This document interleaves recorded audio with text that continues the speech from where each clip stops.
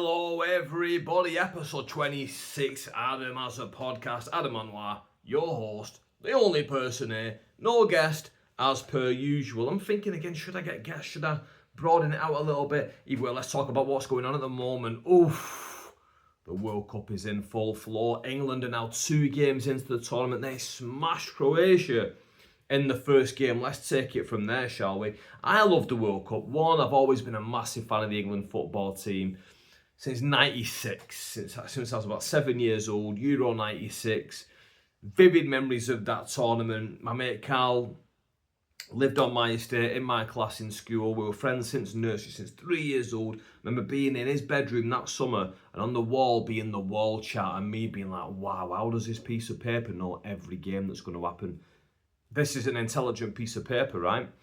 And then watching games in Euro '96, watching them in the living room with my mum in the big box TV, and then Southgate missed the penalty in '96, was it? And England get knocked out, and it's like, oh, gutting stuff for a child.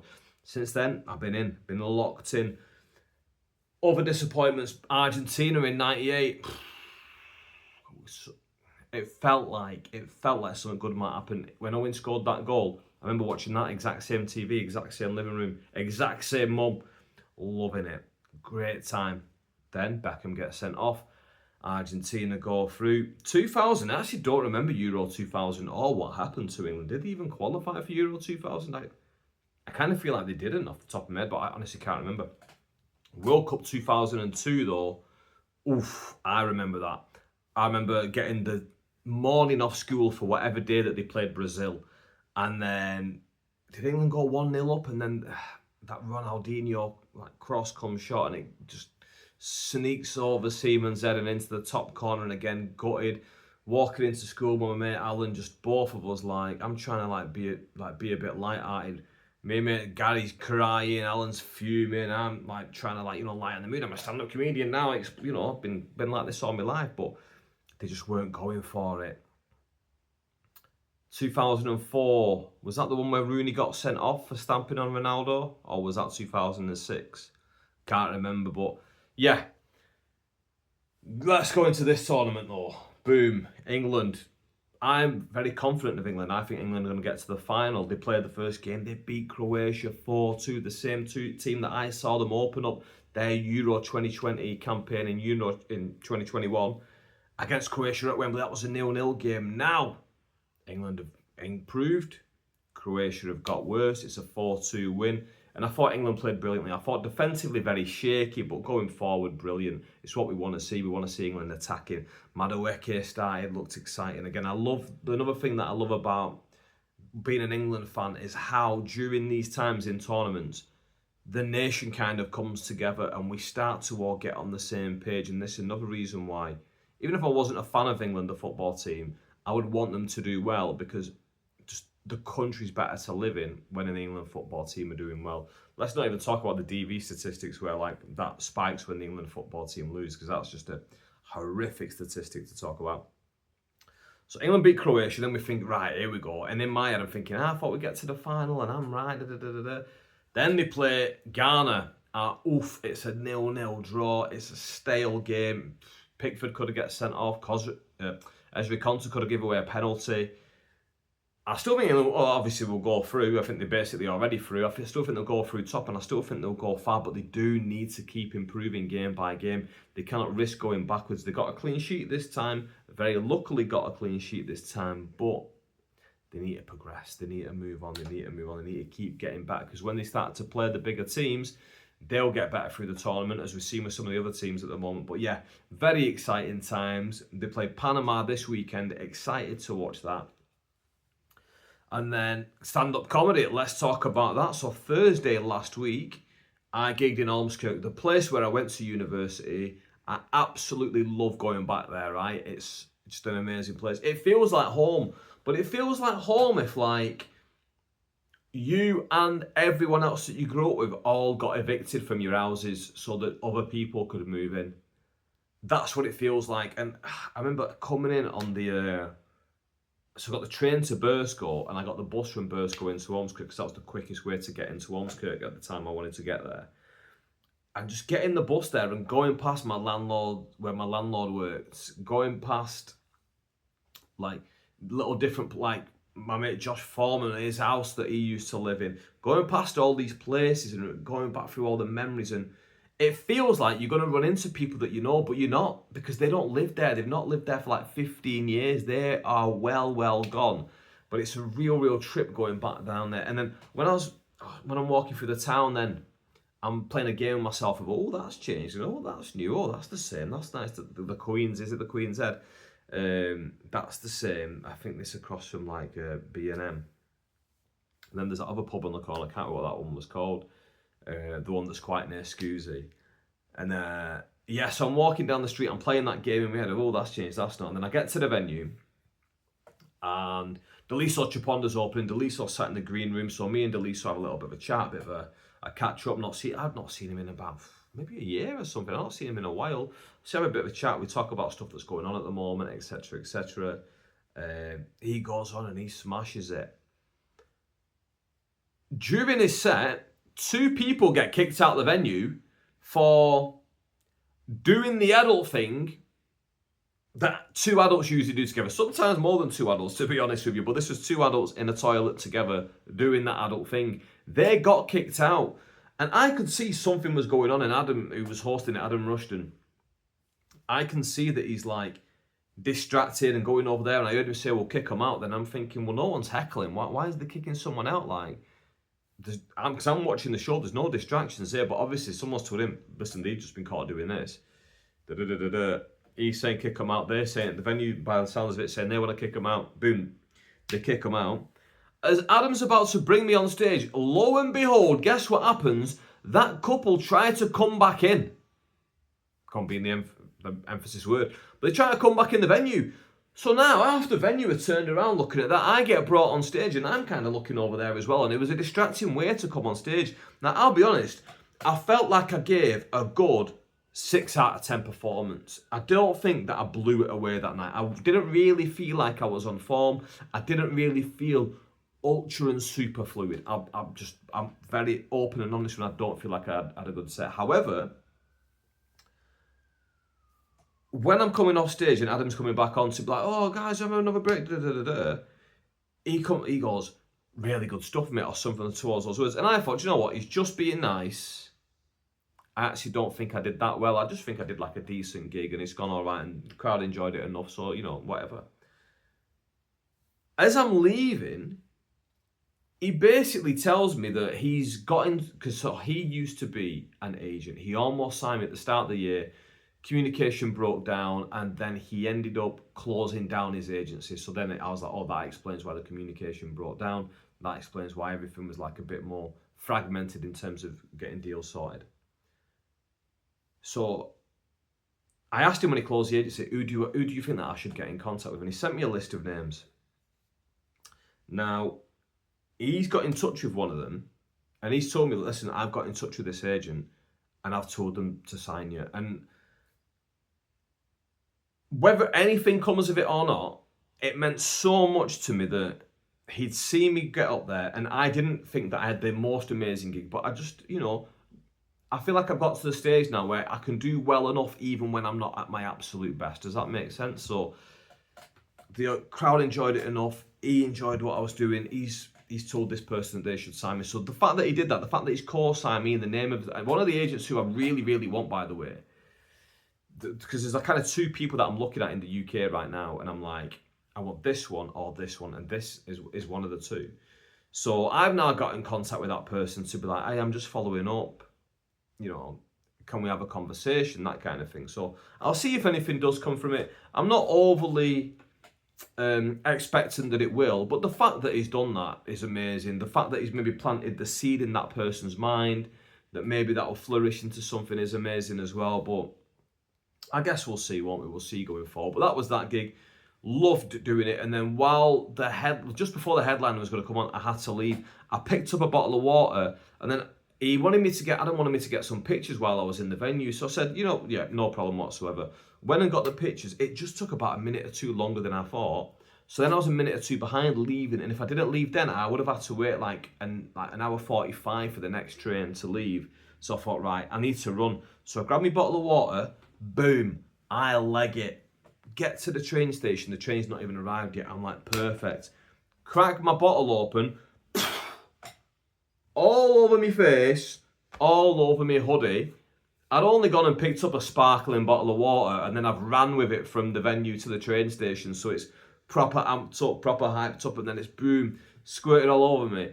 I immediately start laughing because I'm like, that is hilarious. This, doesn't matter that it happened to me. That is so funny that that's happened. Like, if that had happened to one of my friends, I'd be laughing at them. Do you know what I mean? But it happened to me, so I can also see the funny side there. I turned to the side, there's a guy there with a cap and sunglasses, and he's looking right at me. And I was like, that were good, wasn't it? And he was like, yeah, you couldn't do that again. I think, I don't know, I've done worse than that in my past, generic convo, but I appreciate that someone else got to see it and got to kind of experience just that happening to me, just the ridiculousness of it all. So that was that gig. And then we moved on to...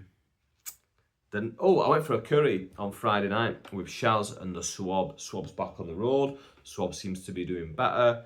I'm maybe going to try and get him on a few gigs again. We'll see how that goes. I know that he's got a knee issue, so he can't really drive long distances.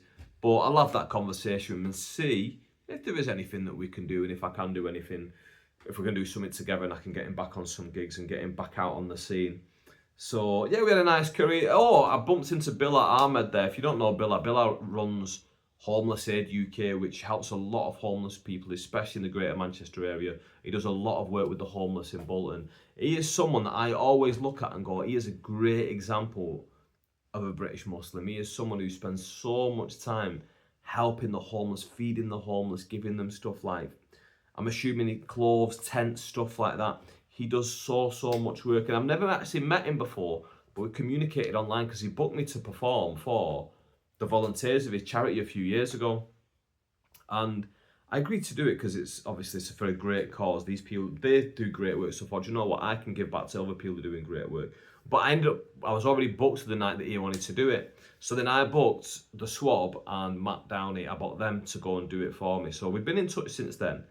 And then I met him there. So we had a nice little chat. That was good to see him. So might see me doing some kind of stuff with them going forward. I thought maybe could I do some kind of video and highlight the work that they're doing. The thing is, you have to be very careful because people in that situation maybe do not want a camera shoved in their face while they are going through hardships in life, and I completely understand that. So I will maybe speak to them and just be like, maybe I'll just go around with your volunteers and just film the volunteers, and then I can ask some of the service users if they want to be involved on film and on camera, and then I can get them involved. But if not, I'll absolutely leave them off. So I'm considering something like that. But yeah, it was fun. Quick catch up there. Then Saturday night I was in Blackrod. Now Blackrod is like the other end of Bolton, and I've never really been to Blackrod, I don't think, even though I'm from Bolton. It's the other side of Bolton. Never really been there before, and I was booked kind of last minute. I only picked this up like a few days before, and I was booked to MC the gig. So I was like, yeah, sound, whatever, go and MC it. And it's for Louis Morrison's Banters in Biz, and it's really good when you MC for Louis, because what he does is, once you've introduced the final act, he'll be like, "Oh, get off if you want," because he will just wrap up the show at the end because it's his business. And I'm like, yeah, perfect. I can go half an hour early because I don't have to watch the headline and then go on myself. I can just leave. So boom, fantastic. Brought on the headliner. Quickly went, gathered all my stuff, and then left, and then got to the train station. Had about 10 minutes chilling time, relaxing. Got the train back to Bolton from Blackrod, had a nice time of it. At the gig itself, very interesting one. It was definitely community vibes. I fell foul of this recently, didn't I? The weekend before, I fell foul of this when I was in Kendal. It was community vibes. I didn't lock onto that until too late. This time I locked onto it straight away. I'm watching the audience before the gig, and they're all like, even though they're all sat yards apart, they're all talking to someone else who was sat 3 or 4 rows away. Now that's a peculiar thing because usually you'll sit right next to the people that you know. However, if you know so many people there, you can't sit next to everyone, so you are going to speak to people who are multiple rows away. And everyone was doing that. So I was like, right, this is a cricket club. Everyone is somehow connected to this club, whether they just come drinking here, whether they're just local, or whether they play for the club, family play for the club, whatever it is. Right, I'm going to lock into that. Boom, locked into it, on their wavelength, had a really fun time of it. Did a lot of me jokes about being from Bolton. Boom, it really, really enjoyable. There was a woman in the audience, she's 5 years older than me, and I mentioned where I'm from in Bolton. I'm from Farnworth, and I was like, Farnworth. And then she's like, whoa, I'm from Farnworth. And in my head I thought, right, I'm going to talk to her later, but I was already in the zone of, right, I'm going to bring on the first act. So I brought on the first act. It was Louis Morrison, his own gig. Boom, boom, he goes and does the job. When I'm sat chilling in the break, she comes over to me and she's like, are you really from Farnworth? And I was like, yeah. She's like, whereabouts? So I tell her, she goes, no way, me too. I go, what street? She goes, such and such a street. I go, no way, I'm from this street. I go, which one are you? Are you just near such and such a thing? Yes, that's exactly where I am. And like basically from my door to her front door as kids would have been about a 2-minute walk, like not far whatsoever. But she's 5 years older than me. And this is how I found out, because I was like, what school did you go to? She said the school. When I said, did you go to this school? She said, yeah, I went to that school. I went, that's the school I went to. She went, oh, well, we know some of the same people then. I went, when did, oh, well, I mentioned someone who I thought was the same age as her, and she said, no, he was in the year above me. I went, all right, cool. Yeah, so we do know some of the same people. She went, who would I know from your year? And I was like, when did you leave? She went, 99. I went, I started in 99. So we just missed each other then. You would have finished in the summer. I would have started in the September. But she then told me who her brother was, and immediately I knew who her brother was. Now, her brother, don't think that he'd even mind me saying this. When we were kids, he was a little bit of a neighbourhood troublemaker, and he used to get in a lot of arguments and fights with one of my mates. Now, I don't know what over, because my mate was like 3 years older than me, and I don't know if her brother was the same age or a bit older. I don't know. But either way, they were always like beefing with each other, these two lads. So I know he was like a bit of a troublemaker as a kid. But it just got me thinking, like, isn't it crazy that, like, how many times as kids did we walk past each other? Because, like, when I'm 10, she's 15, so I've got no reason to talk to a 15-year-old girl when I'm 10. So, like, there just would have never been that, like, conversation. Maybe when I was, like, 3 and she was 8, she might have gone, oh, little boy. Like, maybe that kind of thing happened. So we probably walked past each other numerous times. The fact that we live on different streets but about a 2-minute walk away, I thought it was just like what a small world. I mean, not a small world, because obviously it's only Blackrod and it is still Bolton. It's not like we've just met each other in like Kansas City or something like that. But still, I thought that was a nice little moment. Then the Saturday night, I was in Sheffield. James came with me. James Mitch the Beat. He came with me, and we went to Sheffield. A place called Mexborough in Sheffield for Daniel Innes. Now, I've done gigs for Dan Innes for years now. Get along really well. Books me to close like almost all of his gigs. Fantastic. Love doing it. Love gigging for him. There's a girl that I went to uni with named Katie. Now, Katie's from Sheffield, and she's messaged me a few times being like, oh, I'll try come to this gig. You're in Sheffield, I'll try come to this gig. Now listen, we're all adults and we've all got like a lot going on. I know she's got a little kid, and I know she's a nurse, so she works like sporadic shifts, yeah?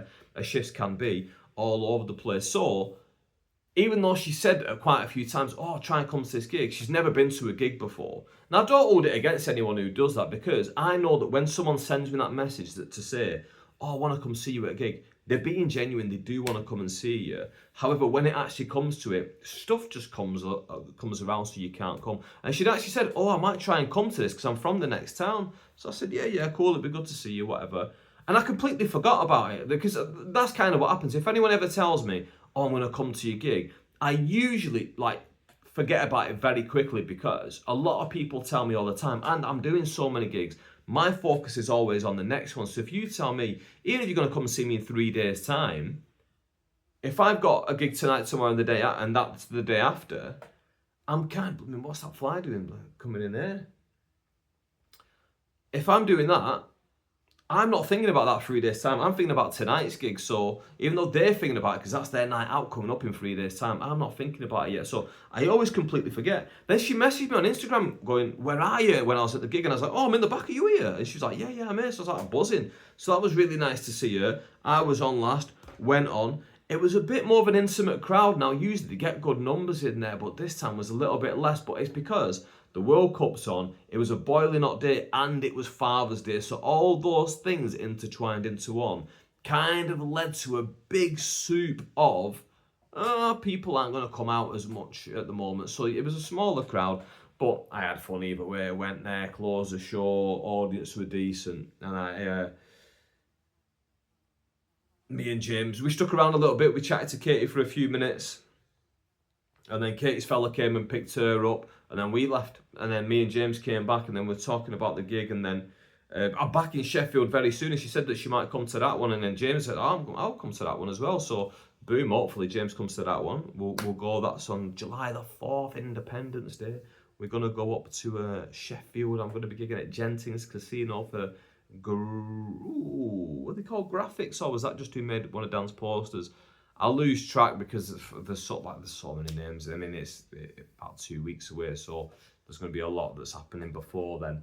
But yeah, so it's always good to see people who like I've not seen in a long time. And again, just coming off the back of being in Ormskirk, like I got so many messages from people at uni because I posted like on my story like, "Oh, just gigging in Ormskirk." There's so many people being like, "Oh, miss it, best time of my life." So many people messaging. So just coming off the back of being in Ormskirk and then seeing someone who I've not seen since uni, since 2000, maybe 11, maybe 12. I've not seen her since those days. Like, it's been a long time, man. It's been a very long time. And it's funny because, like, I always think this, that when you speak to someone who you've not seen for such a long time, they will bring up memories that you just have no recollection of. And she was talking about some stuff, and I'm like, I don't really remember. But then she was talking about stuff, and I did really remember it. So, like, I knew the stuff she was talking about was genuine. But, like, for example, it is a prank that I used to pull. And she mentioned this prank is I used to take the outdoor bin, you know, the garbage, the big, horrible, dirty bin, and I used to put it in people's bedrooms because I just thought it was a funny, innocent prank. Innocent in the sense of it's not hurting you. You can take it out quite easily, but it is a pain in the backside, and it is going to put a smell in the room, so you are going to have to open the window. Nothing that's harmful, but, you know, it is really inconvenient and quite funny when someone walks into the bedroom and they see the bloody bin from outside, like, "What's that doing here, Mary?"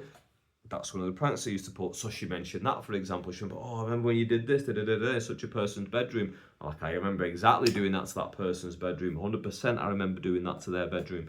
And then she mentioned this other thing, and I'm like, I don't remember that.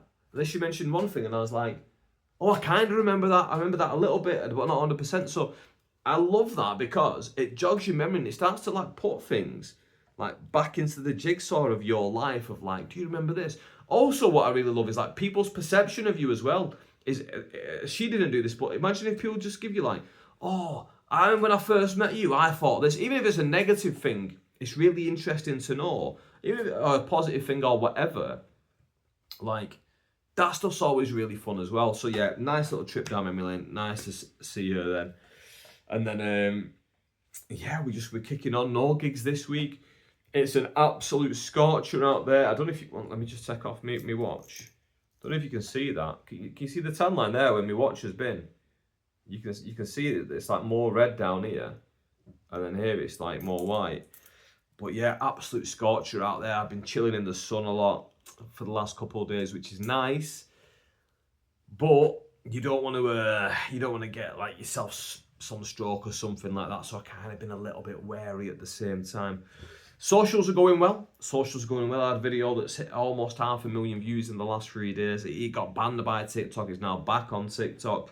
That slowed it down a little bit, but hopefully it pushes on. Hopefully by the end of tonight it is on 500,000. My Instagram followers hit 50,000, which is like, although my overall followers at 100,000 is going to overshadow it, the fact that my Instagram followers hit 50,000, it was a benchmark that I'd wanted to hit for so long.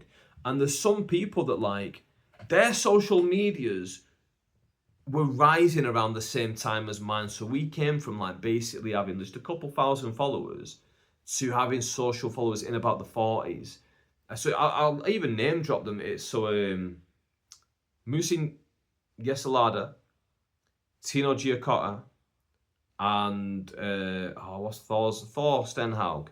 So these are like three kind of international kind of acts who are like one's Norwegian, one's Italian, and one's British Cypriot.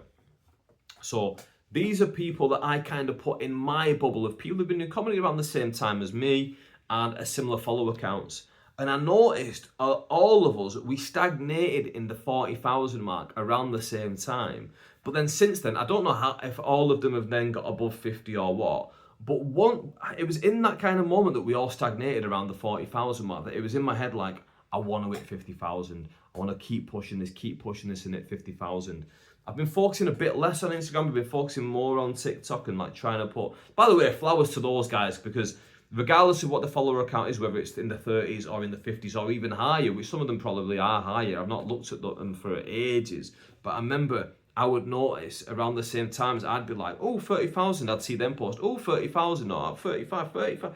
Like, I like seeing what other people are doing as well and that moving up in a positive way. And especially because, like, we all kind of do similar vibe things where we're talking about being, like, in England, or in my instance, being British, where still having those links to somewhere else and talking about those cross-sectionalities and stuff like that. But, yeah, flowers to the boys, Musin, Thor, and Tino.